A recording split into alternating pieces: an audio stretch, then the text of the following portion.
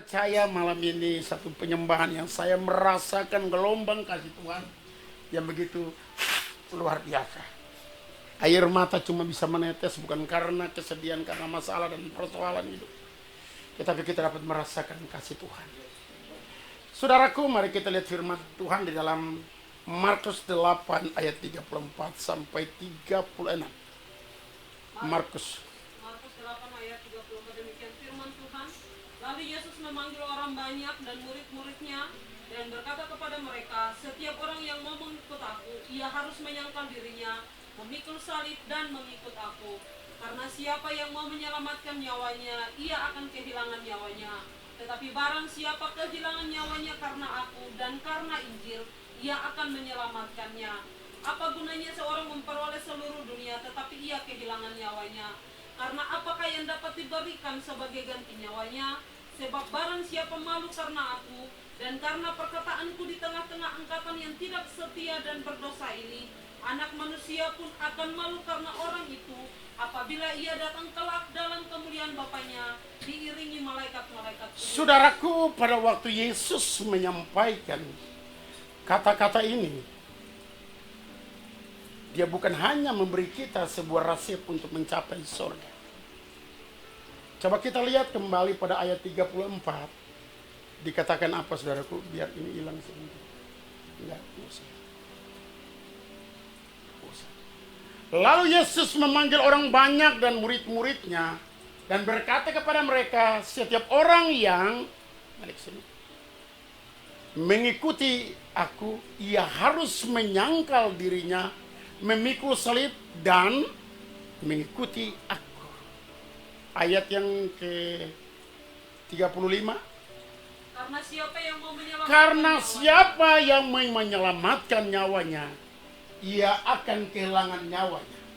Tetapi barang siapa kehilangan nyawanya karena aku dan karena Injil, ia akan menyelamatkan nyawanya. Saudaraku, malam ini saya berikan judul khotbah saya, resep kehidupan. Katakan dengan saya, resep kehidupan. Saudaraku, Yesus Kristus adalah Tuhan. Dia bukan saja menyampaikan firman ini supaya Anda dan saya memiliki surga yang abadi, tetapi dia mau kita hidup dalam karakter seperti dia. Dia datang ke dalam dunia bukan untuk dirinya, tetapi dia menyatakan kemuliaan kepada Bapanya yang di surga. Dia setia, dia memikul salib, menanggung penderitaan itu. Saudaraku yang dikasihi dengan Yesus, ketika Yesus mengucapkan kata-kata itu, dia bukan hanya memberi kata-kata resep untuk mencapai surga. Dia memberitahu kita tentang cara menghayati kehidupan yang lebih tinggi, lebih unggul dari segala sesuatu yang di bumi ini. Dia memberikan resep kehidupan yang lebih unggul, yang lebih tinggi untuk kehidupan bukan yang sekarang ini. Kekristenan memiliki nilai yang sangat tertinggi. Saudara lihat di sana. Pada ayat 34. Pada ayat 34. Saya buka hal ini dulu. Ya, oke, begitu aja. Bagus. Saudaraku, terima kasih buat teman-teman persekutuan Ibu Dewi dan teman-teman. Kami sudah memiliki monitor yang bagus.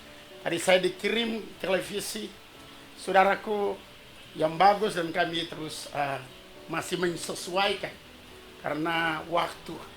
Dan terima kasih buat Ibu Dewi dan teman-teman semua yang dalam satu persekutuan yang begitu luar biasa.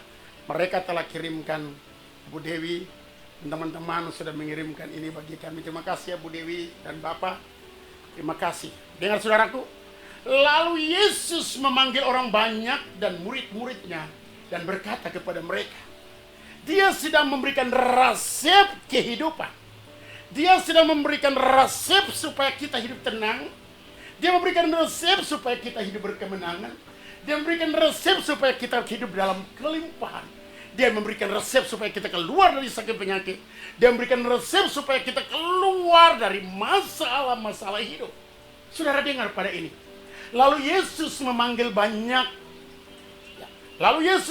orang banyak dan murid-muridnya dan berkata kepada mereka, setiap orang yang mau mengikuti aku, ia harus menyangkal dirinya, memikul salibnya, dan mengikuti aku. Saudaraku, dari perkataan ini saya akan buka rahasia ini. Saudara lihat di sana, setiap orang yang mau mengikuti aku, ia harus menyangkal dirinya. Karena kehidupan kita sebelum kita terima Kristus Yesus sebagai Tuhan, maka pribadi kita itu arogan, sombong, tamak, benci, marah, geram, fitnah ada di dalam diri kita. Kekristenan memiliki satu standar kehidupan yang tinggi. Kekristenan bukan biasa-biasa. Karena itu dia berkata, saudaraku, untuk engkau mengikuti setiap orang yang mengikuti aku, ia harus menyangkal dirinya, memikul salibnya, dan mengikuti aku. Ada 3 bagian yang paling terpenting di sana. Saudaraku, yang pertama, ia harus menyangkal dirinya. Saudaraku, sebenarnya kita tidak punya masalah kalau kita dapat menyangkal diri kita. Pada waktu orang memfitnah engkau, pada waktu engkau dan saya, saudaraku, ibu bapak dan saya mengalami keadaan kondisi yang menjepitkan kita, membuat kita gelisah dan membuat kita bisa marah. Saudara, ambil bagian nilai kekristenan yang tertinggi. Tenang. Katakan dengan saya, tenang. Saudaraku, kita kalah dalam kehidupan ini karena kita tidak tenang. Mari kita lihat dalam Galatia 5 ayat 19. Galatia 5 ayat 19, demikian firman Tuhan. Perbuatan daging telah nyata, Yes. yaitu percabulan, Ya. kecemaran, Ya. hawa nafsu, Ya. penyembahan berhala, Berhala. sihir, Sihir. perseteruan, Ya. perselisihan, Ya. iri hati, Ya. amarah, Ya. kepentingan diri sendiri, Ya. percideraan, roh pemecah, kedengkian, kemabukan, pesta pora, Dan sebagainya. Galatia 3 ayat yang kelima. Galatia 3 ayat yang kelima, demikian firman Tuhan.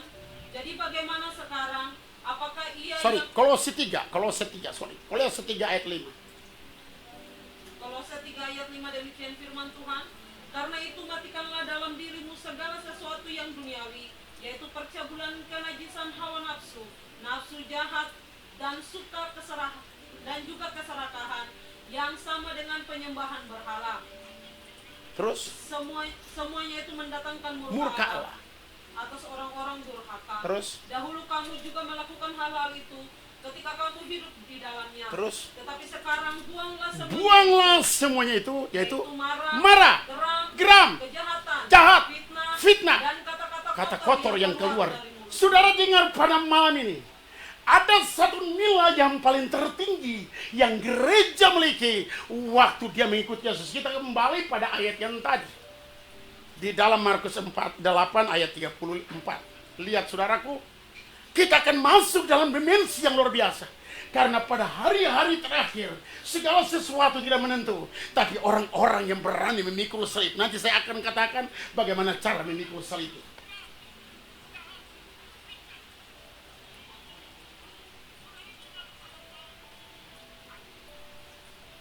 Lihat saudaraku. Lalu Yesus memanggil orang banyak dan murid-muridnya. Dia sedang memberikan resep kehidupan. Dia sedang memberikan nutrisi kehidupan. Dia sedang memberikan bagaimana caranya kita mengalami kemenangan itu. Lalu Yesus memanggil orang banyak dan murid-muridnya dan berkata kepada mereka, setiap orang yang mau mengikuti aku, ia harus menyangkal dirinya. Tadi kita sudah buka dalam Galatia 5 ayat 19 sampai ayat 20, saudaraku. Itu adalah sifat yang kita sudah dibangun dari sejak kita lahir. Sifat mama, papa, oma, opa sudah terkandung dalam sifat ini. Marah, geram, fitnah, kata-kata kotor yang keluar dari mulut kita. Tidak mudah mau taat, tidak mudah untuk mau menghormati orang lain. Rasa paling hebat, saudaraku, termasuk saya pun juga demikian. Kalau kita tidak belajar ini, kita tidak mendapat nilai kekristenan yang tertinggi. Karena itu pada waktu Anda mengikuti Kristus, yang Tuhan minta adalah sifat Kristus hidup di dalam diri Anda dan saya. Mentalitas yang mencerminkan Kristus supaya orang dapat melihat, adikmu dapat melihat, kakakmu dapat melihat, mamamu dapat melihat, saudara-saudaramu dapat melihat bahwa sungguh Kristus hidup dalam Anda. Yang setuju katakan amin. Kita mengikuti Kristus bukan saja berkat jasmani yang kita terima, tetapi nilai karakter kehidupan kekristenan. Yesus berkata, tampar kiri berikan kanan. Saudaraku, itu berbicara tentang pikul salib. Kalau kita tidak membalas, apakah itu sengsara? Di atas kayu salib dia tidak pernah membalas. Saudara dengar pada malam ini, yang pertama, setiap orang yang mengikuti aku, dia harus menyangkal dirinya. Seringkali kita tuntut hormat. Kalau sahabat kita, teman kita, orang-orang yang di sekitar kita, pada waktu dia mungkin ada sesuatu sehingga dia tidak menghargai kita, mampukah kita berkata, glory, haleluya. Terima kasih, kita tidak berusaha untuk membalas. Itu nilai yang sangat tertinggi.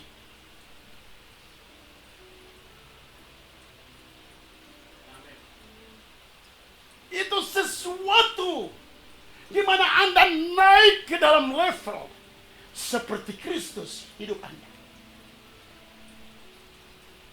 Haleluya. Haleluya. Harus menyangkal diri.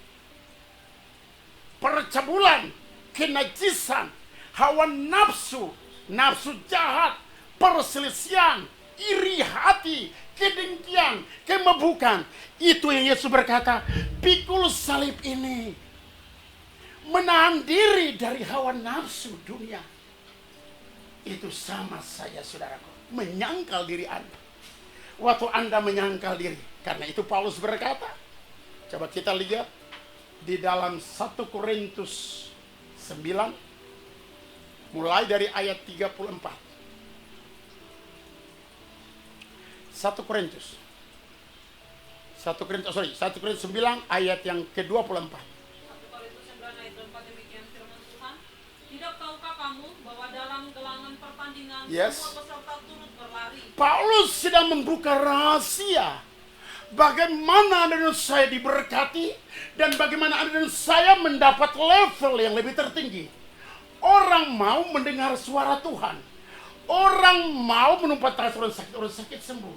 Orang mau karunia-karunia roh. Orang mau supaya bisa mendengar suara Tuhan.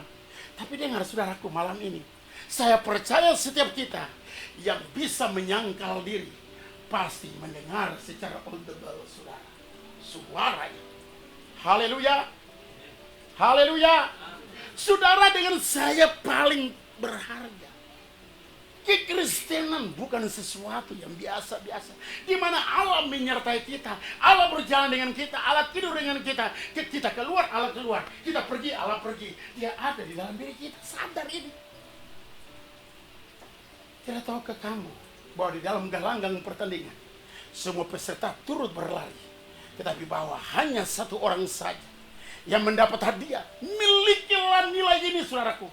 Aku mengejar Kristus supaya aku memiliki nilai ilahi di dalam diriku. Sehingga waktu aku menyembah, orang merasakan hadirat. Anda di rumah, Anda dimanapun. Sekarang ini kita tidak bersatu. Kenapa kuning begini? Juga. Saudaraku yang dikasihi di dalam Tuhan Yesus, tadi udah bagus. Saudaraku yang Tuhan Yesus kasihi, Alkitab mengingatkan kita pada malam ini. Kalau saudara melihat kehidupan lebih baik, lihat ayat selanjutnya, dia berkata, yang mendapat hadiah, karena itu larilah begitu rupa sehingga kamu memperolehnya. Saudaraku, Paulus berkata lari begitu rupa, artinya menyerahkan totalitas hidup ini kepada Dia sebagai sumber anugerah. Lihat ayat selanjutnya. Tiap-tiap orang yang turut mengambil bagian dalam pertandingan menguasai dirinya dalam segala hal. Mereka berbuat demikian untuk memperoleh suatu mahkota yang fana, tetapi kita untuk memperoleh suatu mahkota yang abadi. Terus. Sebab itu aku tidak berlari tanpa tujuan, dan aku bukan petinju yang sembarangan saja memukul, tetapi aku melatih tubuhku dan menguasainya seluruhnya, supaya sesudah memberitakan Injil kepada orang lain, jangan aku sendiri diperoleh. Saudaraku, dengar pada malam ini. Tetapi aku melatih tubuhku dan menguasainya secara seluruhnya. Aku di sini adalah manusia baru. Aku di sini adalah manusia yang taat akan kebenaran. Manusia daging tidak akan pernah taat kepada kebenaran. Haleluya. Tetapi aku di sini adalah manusia rohmu. Manusia yang telah menerima Kristus, manusia yang lahir baru. Terus harus melatih. Katakan melatih. Waktu orang caci maki Anda tidak pernah membalas, saudaraku. Haleluya. Waktu orang caci maki Anda tidak membalas. Itu Anda sedang melatih. Siapa yang menjadi saksi? Tuhan yang akan menganugerahkan kepada ibu bapak dan saya terobosan, baik itu secara roh maupun jasmani. Tetapi aku di sini adalah manusia batiniamu, manusia rohaniamu yang ingin maju lebih daripada manusia daging. Karena itu, saudaraku, Alkitab berkata, anak daging itu menganiaya anak roh. Anak daging itu adalah Ismail, anak roh itu adalah Isa. Anak daging ini adalah sifat-sifat daging kita yang menganiaya kehidupan kita, saudara. Tetapi aku melatih. Kalau melihat nilai rohanimu, resep kehidupan itu akan nyata dalam diri Anda. Belajarlah untuk Anda menyerahkan diri kepada Tuhan. Itu nilai yang paling tertinggi. Jangan takut dengan terobosan. Jangan takut dengan perubahan keluarga. Jangan takut dengan bertobatnya suamimu atau istrimu. Jangan takut dengan berkat Tuhan. Jika engkau mulai belajar untuk menghidupkan manusia batinnya ini, Anda lihat Allah akan menyertai Anda dan saya. Anda akan lihat kekuatan ilahi mulai hidup di dalam Anda. Dengar suara Tuhan mudah. Usir setan mudah. Maka beberapa waktu yang lalu saya mengajar, jika kita mengejar Tuhan, kita tidak perlu diajar oleh manusia. Kita tidak perlu lagi didoain. Karena kita sudah belajar menghidupkan ini, saudaraku. Kalau enggak, nilai kekristenan cuma hanya menjadi jemaat. No. Tetapi aku melatih tubuhku dan menguasainya secara real. Jadi ibadah itu adalah hasil latihan. Semua orang di dalam pertandingan galanggan, dia berusaha sungguh-sungguh untuk mencapai satu hadiah. Berusaha sungguh-sungguh di sini, saudaraku, bukan Tuhan mau kita berusaha dengan kekuatan kita, tetapi Dia yang ada di dalam kita. Dia mau kita menyerah kepada Dia, bukan usaha kita. Nanti kita capek, kita lelah. Amin. Jangan aku sendiri ditolak. Mari kita kembali ayat tadi supaya saya cepat di sini. Jangan keluar tinggal ini, saudaraku. Di dalam itu ya.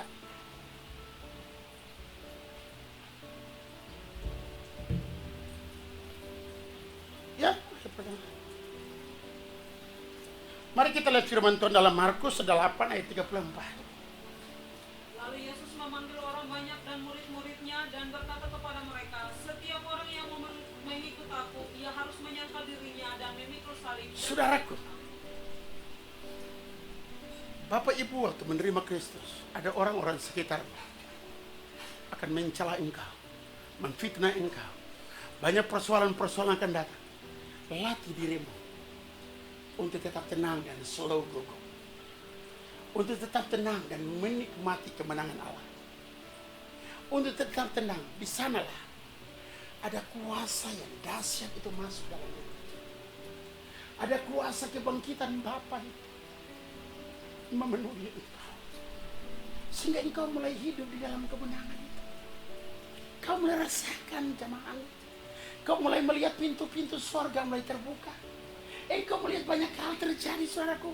Kita tidak bisa berusaha untuk mengubah diri kita. Hanya kita mau merelakan diri untuk Tuhan mengubah kita. Setan tidak pernah berkuasa. Masalah tidak pernah berkuasa, saudaraku. Tetapi aku malah balik kembali ayat ini. Markus. Ya. Lalu Yesus memanggil orang banyak dan murid-murid dan berkata kepada mereka, setiap orang yang mau mengikuti aku, dia memberikan satu nilai kekristenan yang tertinggi. Mau ikut Yesus? Harus menyangkal diri. Mau lihat kemuliaan Allah? Mau dengar suara Tuhan? Mau lihat santet telusir dipatahkan? Menyangkal diri.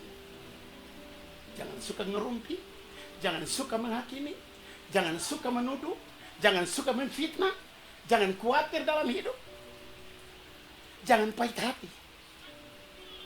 Ini adalah dibilang memikul salib dan mengikuti aku. Memikul salib. Saudaraku, salib yang Anda pikul bukan salib berdarah-darah, tapi salib yang Anda pikul, Anda ingin balas tapi Anda tidak balas. Itu salib. Anda takut tetapi Anda tidak takut. Itu salib. Saat Anda tidak punya uang, Anda tidak berhutang kepada orang lain, Anda tidak takut kepada masalah itu. Itu salib. Anda akan lihat penjebolan demi penjebolan terjadi. Yang setuju dengan saya boleh katakan amin. Ada kuasa di balik itu. Apabila dia sudah membuka, tidak seorang pun dapat menutup. Yang setuju katakan amin. Kekristenan memiliki nilai. Bukan soal Anda bawa perpuluhan, itu bagian kelima ke 10. Tapi jika kehidupanmu sudah berubah, Anda memberi, Anda tidak tanggung-tanggung. Anda bersaksi, Anda hidup di dalam kuasa. Haleluya. Haleluya. Saudara, aku mengajar tidak dengan bahasa-bahasa keren, bahasa-bahasa tinggi. Dengan bahasa Inggris. No. Orang Indonesia tidak perlu itu.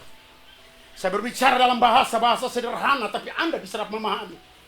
Yesus berkata-kata dan mereka berkata dia adalah anak seorang tukang kayu. Tapi dia berbicara dengan kuasa. Hari ini menyangkal dirimu. Haleluya. Setiap orang ini diberikan kunci rahasia kehidupan. Bukan surga saja Anda miliki. Waktu Anda lahir baru Anda menjadi milik Kristus. Tapi ada sifat-sifat milik iblis itu datang dalam diri kita. Kata salib di sini, penderitaan di sini. Orang memandang bahwa penderitaan itu adalah salib. Saudara, tidak. Penderitaan dagingmu sudah berakhir. Tapi penderitaan bagaimana Anda bisa membalas kasih kepada orang lain. Bagaimana Anda bisa menolong orang yang mencela Anda. Itu salib. Bukan masalah hidup itu adalah salib. No. Tuhan tidak pernah memberikan beban kepada Anda. Tapi Tuhan melatih hidup Anda. Salib itu. Kalau orang tampar pipi kiri, berikan pipi kanan. Itulah salibmu. Salib. Salib. Salibnya menyertai kita. Haleluya. Mari kita lihat ayat 35. Saya tidak panjang lebar lagi, tapi malam ini kalau kita mulai bersikap begini, Yesus memberikan resep ini kepada kita. Ayat 35. Karena siapa yang mau menyelamatkan nyawanya, ia akan kehilangan nyawanya. Tetapi barang siapa kehilangan nyawanya karena aku dan karena Injil, ia akan menyelamatkannya. Saudara, karena Injil. Karena Injil mengajar kita. Saudaraku, mari kita lihat dalam 1 Petrus 3. Ayat 19. 1 Petrus 3 ayat 19, demikian firman Tuhan. Dan di dalam roh itu juga ia pergi memberitakan Injil kepada roh-roh di dalam 2 Petrus 1. 1 Petrus 3 ayat 9.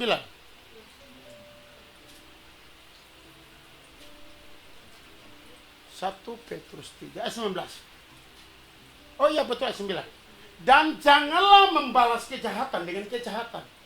Ini salib, saudaraku. Kekristenan punya nilai itu besar. Saya tidak menyinggung hal yang lain. Diganti gigi. Saudara dengar, kita beda. Kita beda. Katakan dengan saya beda. Saya beda Dengan tetangga saya. dengan tetangga saya. Orang sirik saya angkat tangan. Orang pukul saya tidak membalas. Saya tetap tenang. Itulah salib.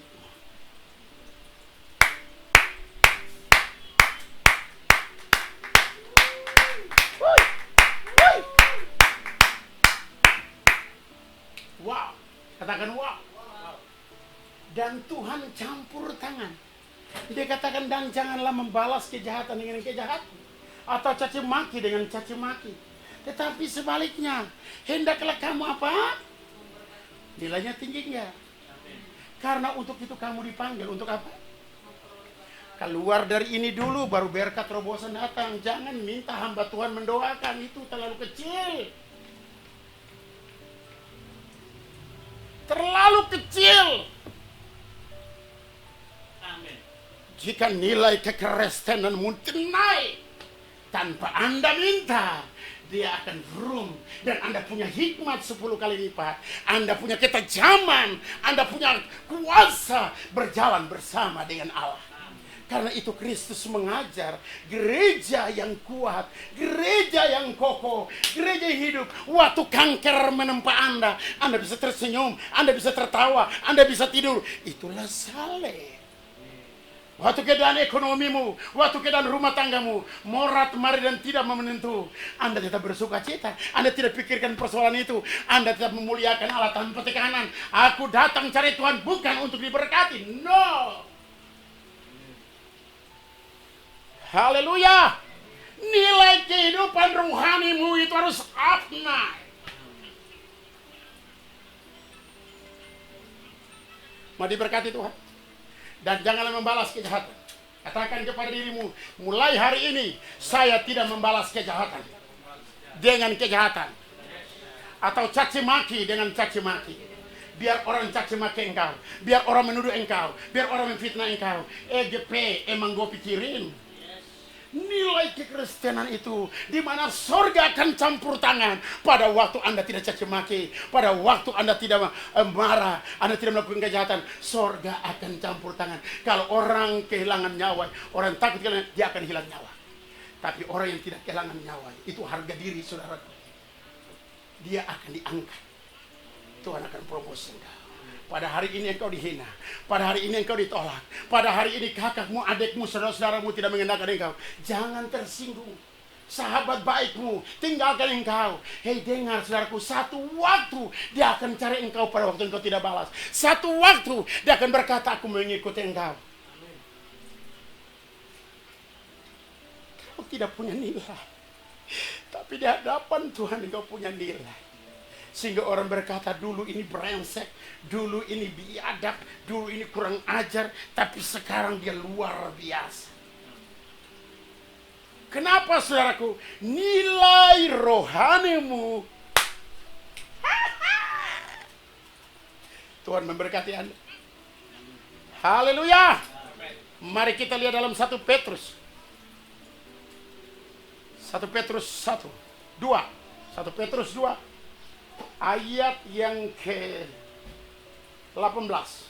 1 Petrus 2 ayat yang 18 dan 19. Demikian firman Tuhan.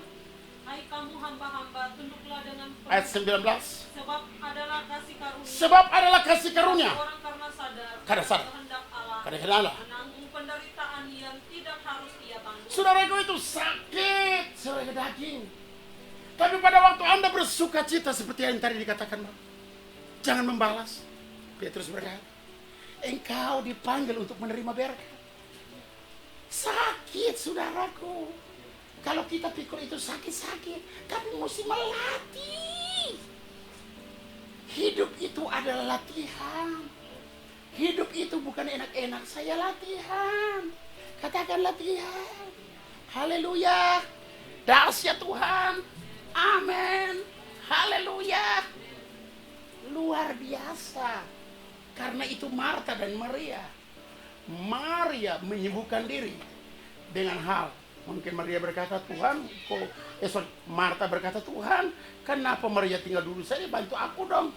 Yesus berkata, Maria telah melakukan yang terbaik. Hai Marta, engkau menyibukkan dirimu. Hari itu kan tidak ada lauk, tidak ada makanan. Yesus cuma bilang begini saya, jadilah roti, roti jadi. Ikan bakar jadi saudaraku. Kenapa kita hidup dalam kekhawatiran? Sebab ada kasih karunia jika seorang karena sadar akan kehendak Allah menanggung penderitaan yang tidak harus ia tanggung. Dengar terus ayat selanjutnya, ayat 20. Sebab dapatkah disebut pujian jika kamu menderita pukulan karena kamu berbuat dosa? Tetapi jika kamu berbuat baik dan karena itu kamu harus menderita, maka itu adalah kasih karunia. Saudaraku, dengar pada hari ini, waktu Anda dicaci maki, waktu Anda dicuekin, orang engkau tidak apa saja, dan kau tidak bisa menerima keadaan baik dari orang itu. Saudaraku, dengar, waktu Anda tidak balas, itu adalah penyembahan yang tertinggi.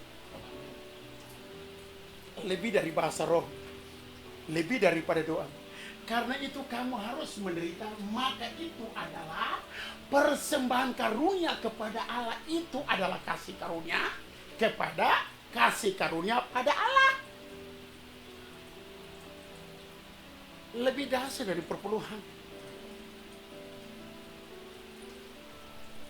Waktu dicaci maki, haleluya, Tuhan itu dahsyat. Anda tidak terima dalam hati, Anda terima angkat tangan, itu dahsyat.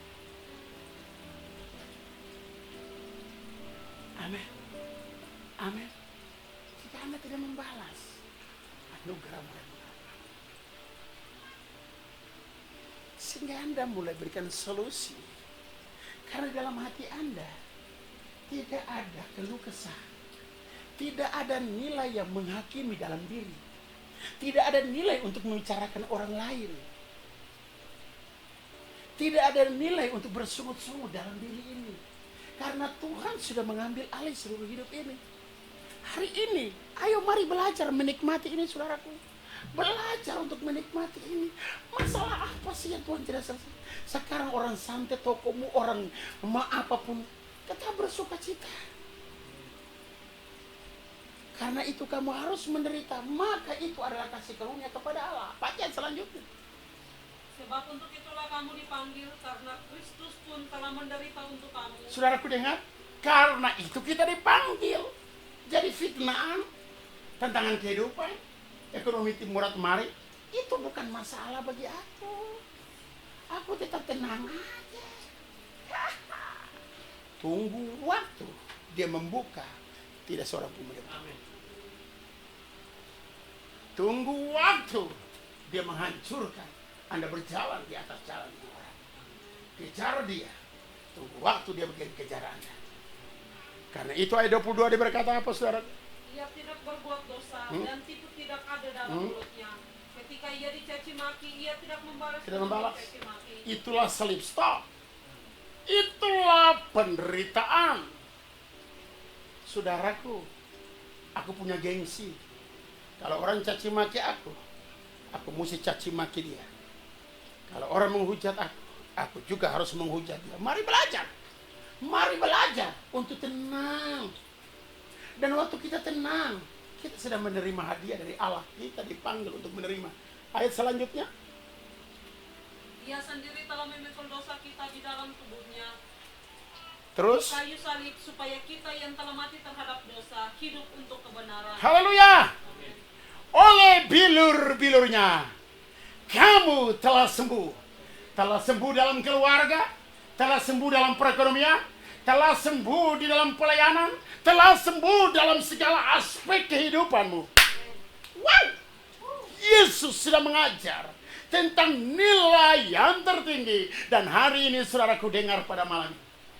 Belajar. Salib Anda tidak perlu pikul dengan susah. Anda cuma menyerahkan diri kepada Tuhan. Waktu kita mulai belajar ini kita sabar. Waktu kita mulai belajar ini kita sudah tidak pernah lagi membicarakan jeleknya bangsa ini. Kita tidak pernah berbicara jeleknya presiden kita. Kita tidak pernah berbicara tentang jeleknya menteri. Kita tidak pernah berbicara tentang jeleknya DPR MPR. Kita tidak pernah berbicara jelek tentang gubernur, para gubernur. Kita tetap berkata haleluya.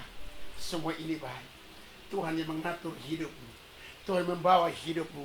Dengan saudaraku, saya mengajar ibu bapak untuk menyampaikan 8 kata rahmat Tuhan setiap hari. Anda lakukan ini, dalam 2 minggu ini, Anda akan lihat kemuliaan itu. Tuhan telah menanggung dosa Anda, Tuhan telah menyembuhkan sakit penyakit Anda, Tuhan telah memberikan rahmat setiap hari selalu baru. Saudaraku, pakai ini, saudaraku. Mari belajar. Saya pun belajar. Ia sendiri telah memikul dosa kita. Dia sudah pikul dosa. Anda tidak perlu. Di dalam tubuhnya di kayu salib, supaya kita yang telah mati terhadap dosa hidup untuk kebenaran. Jadi kita yang mati, artinya orang mati bisa balasnya. Saya minta Jordan bangkit berdiri di sini.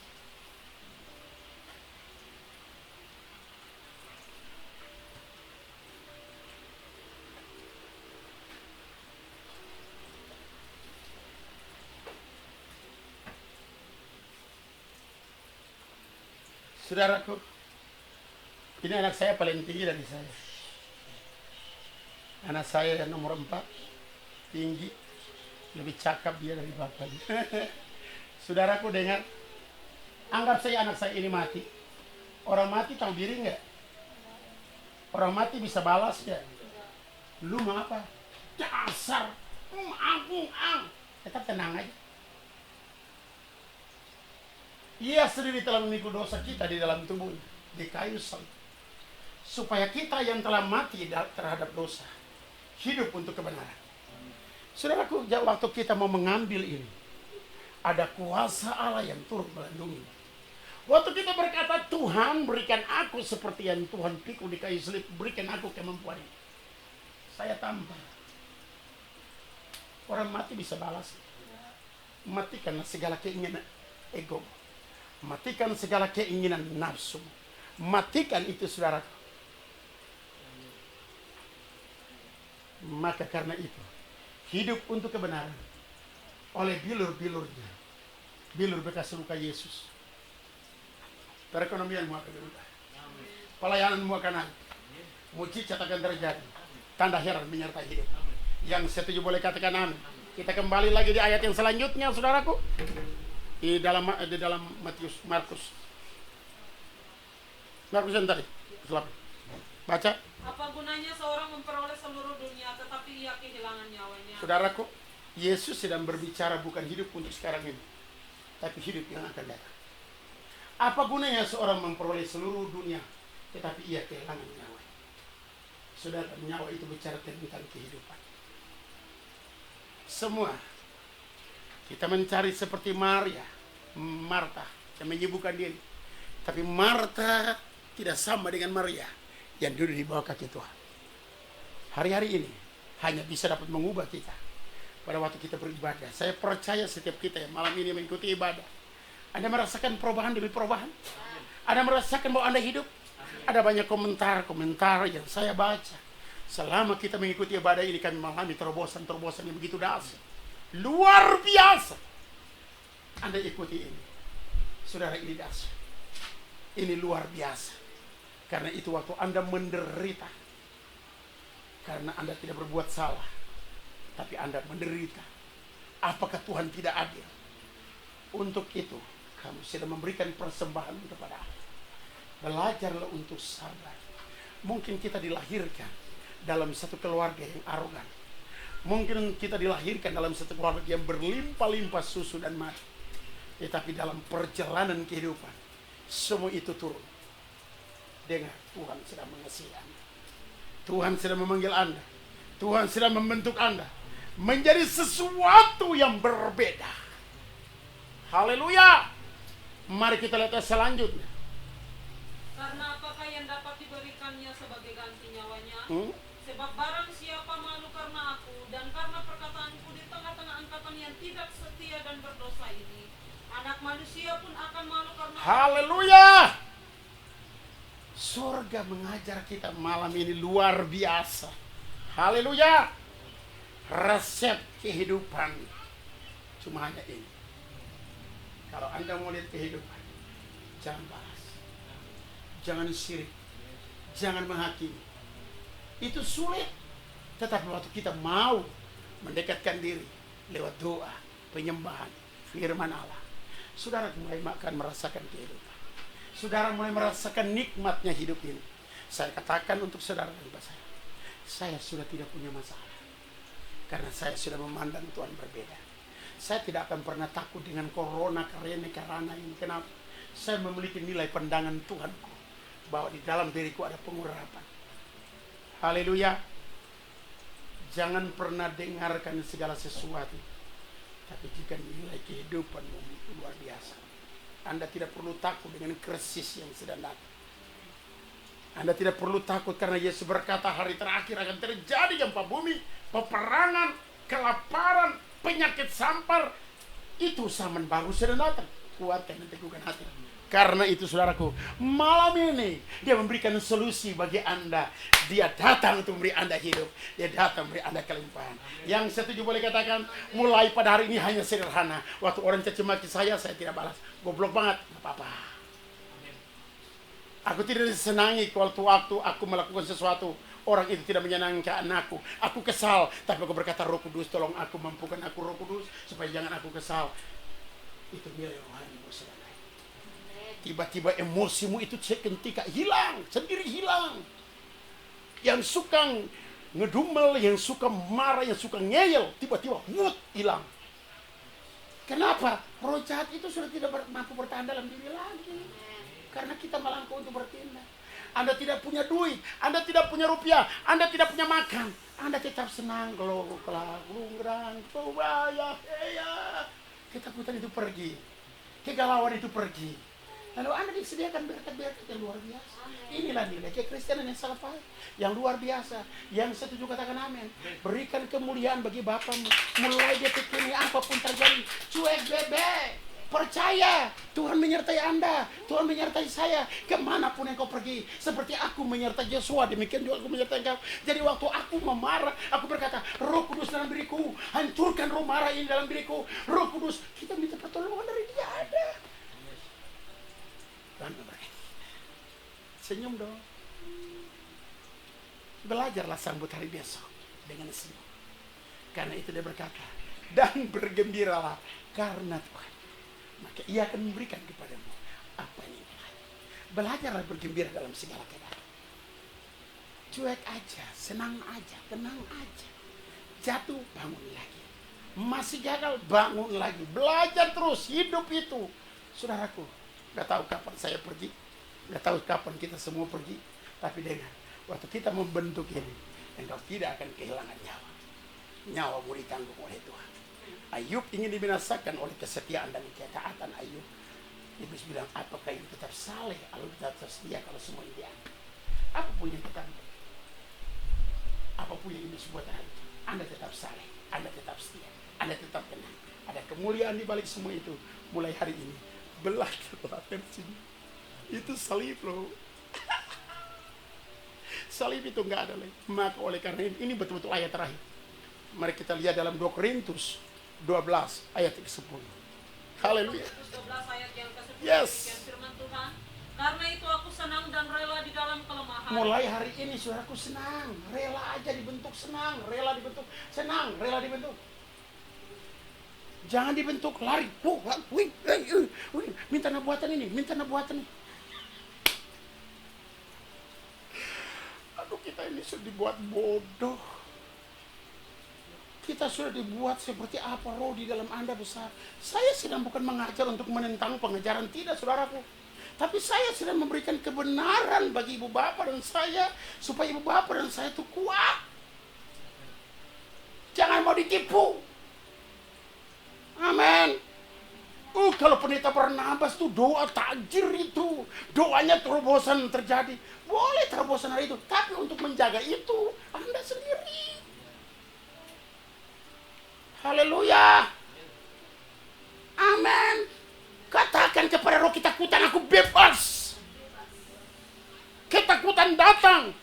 Saudaraku berkata, hei roh jahat, roh iblis, roh setan, roh ketakutan, aku usir engkau pergi. Lalu ciptakan sukacita. Nyanyi glory, glory, glory bagi sang raja. Oh, nyanyi glory. Amin. Kenapa tidak ambil sikap-sikap begini? Salib sudah tidak ada lagi. Beban itu tidak ada lagi. Anda akan melewati hidup dengan cara pandang yang berbeda. Sehingga Anda tampil dimanapun, Anda punya cara berpikir berbeda dengan orang lain. Di dalam diri Anda tidak ada kekesalan. Bukan salah siapapun. Tapi Tuhan membentuk Anda untuk menjadi yang terbaik. Karena itu aku senang dan rela di dalam kelemahan, di dalam siksaan, di dalam kesukaran, di dalam penganiayaan, dan di dalam kesesakan. Oleh karena, saudaraku, ini salib. Aku senang pada waktu aku dicaci maki. Aku senang pada waktu aku ada penganiayaan. Aku suka waktu aku disesah. Aku menderita, aku suka. Artinya jangan ambil itu di hati. Halo. Katakan halo juga gitu loh. Halo. Katakan halo juga gitu loh. Halo. Kalau engkau lagi diproses, aku tahu besok sesuatu yang besar terjadi. Kalau engkau tidak punya duit, aku tahu Allahku sanggup mencukupi aku. Masa dia permalukan kita? Amin. Tuhan memberkati.